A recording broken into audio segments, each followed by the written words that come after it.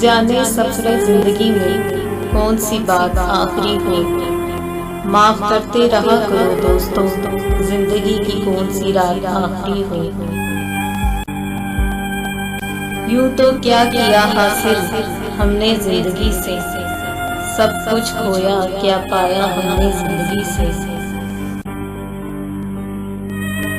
यूं तो थका देती है और रुला देती है जिंदगी, फिर दर्द से थका के खुद पर हंसा देती है जिंदगी। काश कोई ऐसा लम्हा भी होता जिंदगी में, अफसोस खुशगवार लम्हा भी होता जिंदगी में।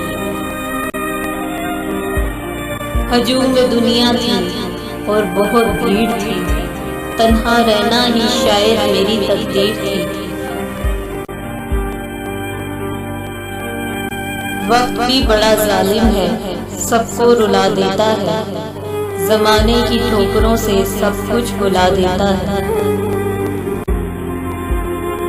फिर आखिरी वक्त का आना भी दोस्तों जरूरी था, और मौत की आगोश में थक कर सो जाना भी जरूरी था।